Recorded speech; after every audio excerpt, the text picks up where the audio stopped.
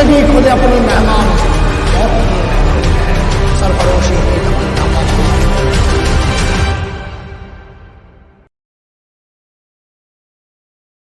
Hello dear student, मैं doctor Saurabh Dwivedi, seal defence academy से। आज हमारा केमिस्ट्री में टॉपिक है फिजिकल एंड केमिकल प्रॉपर्टीज़। इसमें हम थोड़ा क्रैश कोर्स के हिसाब से थोड़ा शॉर्ट में देखेंगे और केवल इम्पोर्टेंट पॉइंट्स पे ध्यान देंगे।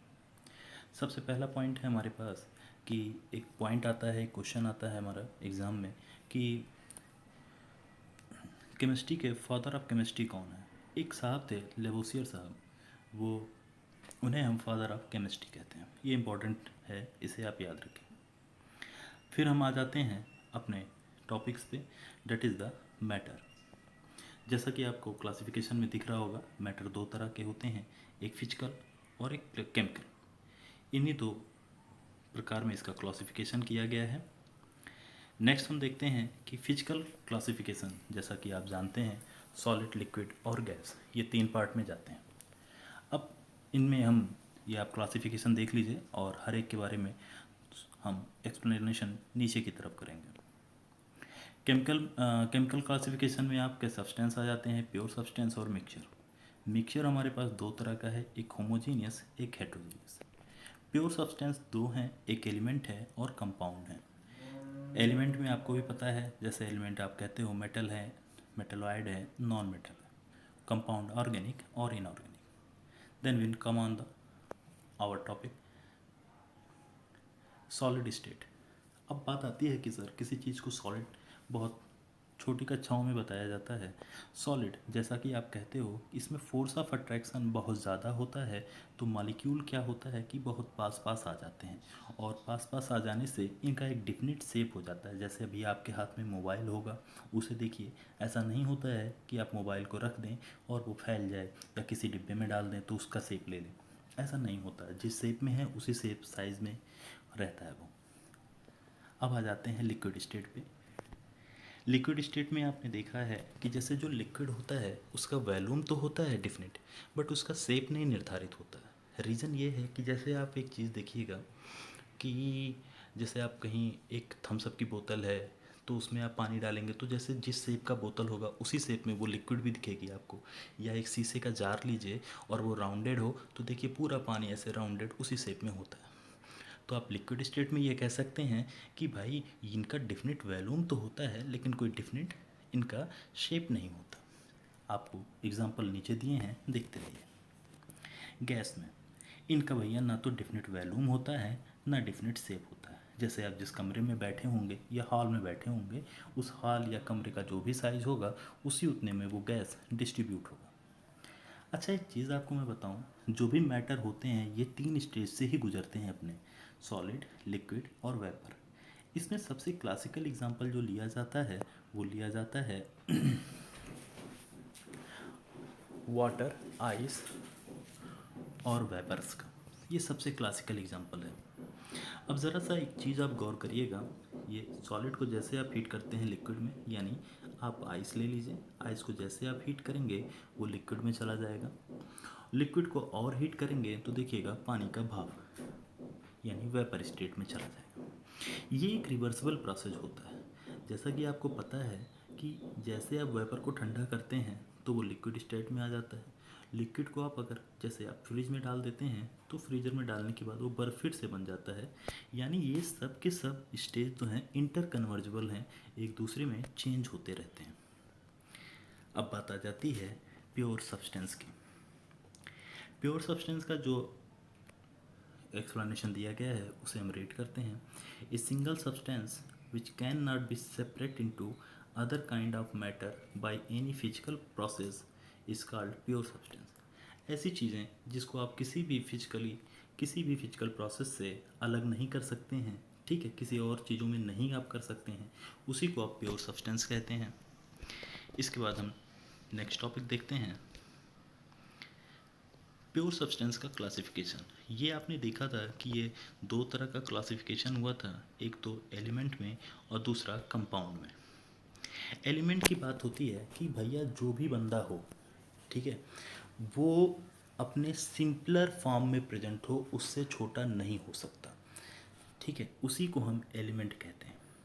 अब आप पीरियाडिक टेबल में एलिमेंट को देखते हैं, और पीरियाडिक टेबल में जब आप एलिमेंट को देखते हैं तो आप देखिएगा कि उसमें तीन चीज़ों को पीरियाडिक टेबल में पढ़ते हैं। एक तो आप मेटल के बारे में पढ़ते हैं, एक नॉन मेटल के बारे में, और एक मेटलॉइड के बारे में। एक क्वेश्चन आपके वहाँ ये अक्सर आता रहता है। तो आज में इम्पॉर्टेंट टॉपिक में भी यही सबसे ज़्यादा इम्पॉर्टेंट है। और ज़रा इसको गौर से देखिए। अब जो मेटल होता है, अगर आप मेटल की बात करते हैं तो मेटल की खास बात होती है, भैया मेटल बड़ा हार्ड होता है, जैसे लोहे का छड़। ठीक है, मेटल ज़्यादातर सॉलिड होते हैं, ये बहुत इम्पोर्टेंट है।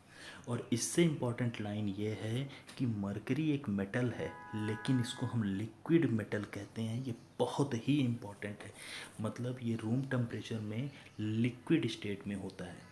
जैसा कि आप देखते होंगे, एक डॉक्टर जब स्टेथोस्कोप से एक पंप करता है तो उसके रीडर होता है, जब बीपी मशीन को आप ध्यान से देखेंगे तो उसमें एक लिक्विड के नुमा एक फ्लो ऊपर की तरफ बढ़ता है, जिससे वो देख रहा होता है। वो फ्लो जो होता है वो होता है किसका, पता है आपको? उसमें मरकरी होती है, क्योंकि मरकरी का कोई कांटेक्ट एंगल नहीं होता, वो चिपकती नहीं है। अगर उसके जगह आप पानी भी रख सकते थे, बट पानी में क्या होता, वो उस नली में कहीं ना कहीं ड्रॉप की वजह से चिपक जाती, तो हो सकता है जो हमारा एक्यूरेट डाटा हमें ना मिलता।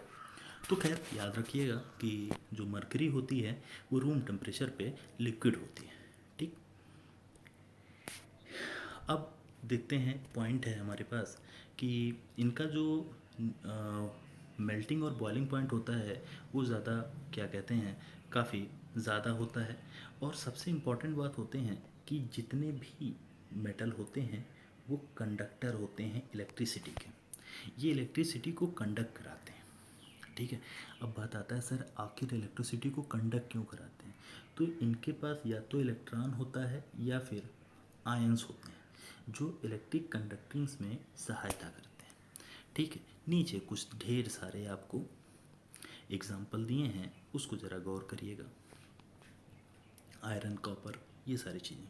हाँ, एक पॉइंट आप लोग रिटर्न कर लीजिएगा, जो मेटल के ऑक्साइड होते हैं, मेटल के ऑक्साइड होते हैं वो हमेशा और हमेशा बेसिक होते हैं, जबकि नॉन मेटल के ऑक्साइड जो होते हैं वो हमेशा और हमेशा एसिडिक होते हैं। प्लीज़ इसे नोट कर लेना, मेटल के ऑक्साइड बेसिक होते हैं, नॉन मेटल के ऑक्साइड एसिडिक होते हैं। दूसरी बात, मेटलॉइड,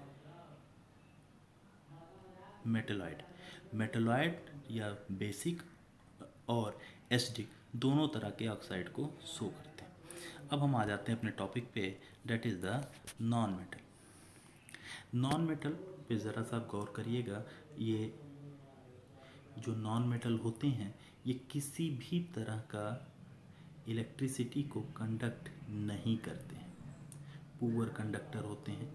लस्टर यानी चमक भी नहीं होती है, केवल और केवल आयोडीन के अंदर चमक होती है। एक बड़ा इम्पोर्टेंट सवाल आता है कि सर सारे नॉन मेटल क्या नॉन कंडक्टर होते हैं? नहीं, आपके पास एक ऐसा नॉन मेटल है जो कंडक्टिविटी रखता है। और आपका बड़ा इम्पोर्टेंट सवाल, डेट इज़ द ग्रेफाइट।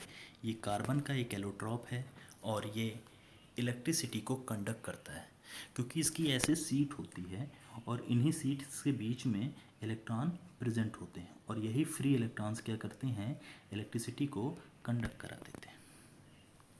ठीक है, आगे हम चलते हैं, और आगे हमारा टॉपिक है that is the metalloid. Metalloid topic हमारा देखते हैं, ऐसे चीज़ें जो दोनों प्रॉपर्टी रखती हों, मतलब मेटल भी हों और नॉन मेटल। जैसे कुछ एग्जांपल है, आर्सेनिक, एंटीमनी, बिस्मथ। मैं और अच्छे एग्जांपल आपको बता देता हूँ, नोट कर लीजिएगा। बेरिलियम, जिंक और लेड। मैं एक बार रिपीट कर दे रहा हूँ, right now, beryllium, zinc and lead. ठीक है, अब देखते हैं कंपाउंड। कंपाउंड का मतलब यार नाम से ही क्लियर है कि भाई कहीं ना कहीं कुछ लोग, अब जैसे आप कहते हो ना यार बड़ा कंपाउंड कॉम्प्लेक्स आ गया है यार, दिक्कत आ रही है। सिंपल चीज़ें जो एक तरह से हो कंपाउंड, यानी ऐसी चीज़ें जो कहीं ना कहीं डिफरेंट एलिमेंट, मतलब एक से ज़्यादा एलिमेंट से बनी हो, एक से ज़्यादा मेंबर्स को रखते हों, ठीक है, इन फिक्स्ड प्रोपोर्शनल, मतलब उनका जो प्रोपोर्शनलिटी हो वो फिक्स होगा। जैसे वाटर है तो वाटर आप किसी तरह से भी रखिए, यहाँ का पीजिए, नैनीताल में जाके पीजिए, अमेरिका में पीजिए, कहीं भी या कभी भी आप वाटर बनाइए खुद से भी, तो H2O ही बनेगा, यानी हाइड्रोजन। हाइड्रोजन H2O ही बनेगा। यानी अगर हाइड्रोजन को देखोगे और ऑक्सीजन को देखोगे तो हाइड्रोजन तो ऑक्सीजन एक डिफिनेट प्रोपोर्शनल में है। अब बेटे आ जाते हैं हम लोग कंपाउंड में। कंपाउंड सबसे पहले हम देखते हैं कंपाउंड हमारे पास दो तरह के हैं, एक ऑर्गेनिक कंपाउंड, एक इनऑर्गेनिक। ऑर्गेनिक बेटा याद रखना थोड़ा लिविंग सोर्स से मिलते हैं। एक बर्जीलियस नामक साइंटिस्ट थे जिन्होंने इस बात को कहा था, लेकिन ये पूरी तरह से सत्य नहीं है, बस हमें क्वेश्चन करने के लिए इसे बोल दिया जाए। और इनऑर्गेनिक जो नॉन लिविंग से, यानी रॉक, चट्टान, मिनरल्स, ये सारे के सारे इनऑर्गेनिक्स के अंदर आते हैं। ऑर्गेनिक का जो डिफिनेशन की बात करें तो ये है कि ऑर्गेनिक कंपाउंड जो होते हैं वो कार्बन, हाइड्रोजन के डेरिवेटिव्स होते हैं। जैसे शुरुआत जो होती है ऑर्गेनिक की वो हाइड्रोकार्बन से होती है। हाइड्रोकार्बन में कार्बन और हाइड्रोजन ही होता है। अब मैं आपको दिखाता हूँ कि कैसे ये बनते हैं। अब आप एक जनरल से छोटा सा हाइड्रोकार्बन लीजिए, डेट इज़ द CH4, ये मीथेन है। अब यहाँ से हटाइए, आपने यहाँ से हटाया CH, एक H हटा के आपने यहाँ पे OH लगा दिया। अब देखिए एक H हटाया आपने, एक H हटा के OH लगा दिया। अब यही क्या था, हाइड्रोकार्बन अब क्या हो गया, एल्कोहल हो गया। ऐसे ही बेटा होता है। अभी आपने एल्कोहल लगाया, अब आपके पास यही है CH4 है, एक हाइड्रोजन हटाइए और यहाँ पे COOH लगा दीजिए, तो ये क्या हो जाएगा, CH3 COOH। तो यही मेथेन ही तो कहीं ना कहीं डेरिवेटिव है भाई, ये तो मेथेन से ही डिराइव हुआ ना, एस्टिक एसिड CH3 COOH। यानी एक एक हाइड्रोजन आप हटाते जाइए और ग्रुप लगाते जाइए, तो जितने भी ऑर्गेनिक कंपाउंड्स आप फिर से देखिएगा वो कहीं ना कहीं डेरिवेटिव्स ही होते हैं। ठीक है, सिंपल सी बात थी, ख़त्म हो गया। आ जाते हैं मिक्सचर पे। जब दो या दो से ज़्यादा सब्सटेंस मिक्स किए जाएं, ठीक है, मिक्स करते हैं, बट मिक्सचर कैसा हो, इनडेफिनेट प्रोपोर्शनल। मतलब अब भाई जाहिर सी बात है, मिल्क बड़ा बढ़िया एग्जांपल है। आप कहे कि हमारे वहाँ भी दूध आता है, हम कहे हमारे वहाँ भी आता है। आपने कहा भैया उसमें तो पानी मिला है, हमने कहा नहीं हमारे में तो नहीं है। अब इन दोनों का क्या, दोनों का कंपोजिशन एक तरह हो सकता है, कंपोजिशन हो सकता है, बट वाटर का लेवल जो होगा वो इनडेफिनेट प्रोपोर्शनल में है। अगर मेरे वहाँ प्योर मिल्क आ रहा है, आपके वहाँ इम्प्योर आ रहा है, यानी कहीं ना कहीं आप में वाटर कंटेंट ज़्यादा है, मेरे में वाटर कंटेंट कम है, तो इनडेफिनेट प्रोपोर्शनल हो गया। अब छोटी सी बात है होमोजीनियस और हेट्रोजीनियस मिक्सचर की, और इसी के बाद हम बाइंड अप भी कर लेंगे अपने चैप्टर को। होमोजीनियस मिक्सचर एक समान, मतलब होमोजीनियस और हेट्रोजीनियस मिक्सचर को जो देखा जाता है, देखिएगा जब भी आप मिक्सचर बनाइए, मिक्सचर एक तरह का सॉल्यूशन कहलाता है। होमोजीनियस और हेट्रोजीनियस का मतलब होता है जो सॉल्वेंट की फेज हो, सॉल्वेंट का जो फेज है वही सॉल्यूशन का फेज है, तो इसको हम होमोजीनियस कहते हैं। जैसे बेटा अगर आपको एक चीज़ याद हो, तो जैसे आप चीनी नमक का शरबत बनाते हो, तो ऐसा थोड़ा होता है चीनी नमक मिलाने के बाद कि वो पत्थर बन जाता है। आप पानी लेते हो, पानी की तरह रहता है, ठीक है। तो होमोजीनियस मिक्सचर वो मिक्सचर होते हैं जिसमें क्या कह दें आप, जो इसमें एक्सप्लेन कर रहा है, no invisible boundaries are there, separation या सब्स्टिट्यूशन में कोई डिफिनिट बाउंड्रीज नहीं दिख रही हैं, ठीक है। मतलब चीनी और नमक का जो आपने घोल लिया या चीनी का शरबत जो बनाया, वो पूरी तरह से जैसे आपने सॉल्वेंट लिया था, पानी लिया था, उसी तरह का पानी दिख रहा है। मतलब अंदर और कुछ नहीं दिख रहा है, चीनी आपको अलग अलग से नहीं दिख रही। ये समझ लो एक समान मिल गया वो।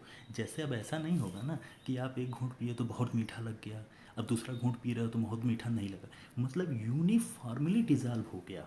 मतलब कहीं कोई बाउंडेशन नहीं है, अगर आप डिज़ाल्व कर दिया एक चम्मच चीनी तो डिज़ाल्व हो गया। हेट्रोजीनियस मिक्सचर में एक चीज़ बताओ, अगर मैं कह दूं कि पानी में 2 चम्मच आप बालू डाल दो, तो क्या बालू बॉटम पे होगा या अपर फेस पे होगा? बॉटम पे होगा ना। तो बॉटम पे होने का क्या मतलब हुआ कि वो यूनिफॉर्मली डिस्ट्रीब्यूट नहीं हुआ। अगर शुरुआत से टॉप से लेके बॉटम तक यूनिफॉर्मली डिस्ट्रीब्यूट होता बालू, तो नीचे की तरफ ना बैठ पाता वो। ये छोटा सा चैप्टर था हमारा, ठीक है। और ये चैप्टर इसी के साथ ख़त्म होता है, होमोजीनियस और हेट्रोजीनियस मिक्सचर के साथ, ठीक है। Thank you very much. कल हमारा नया लेक्चर आएगा, वो होगा एटॉमिक स्ट्रक्चर पे। वहाँ से सवाल आप में बहुत आते हैं। Thank you.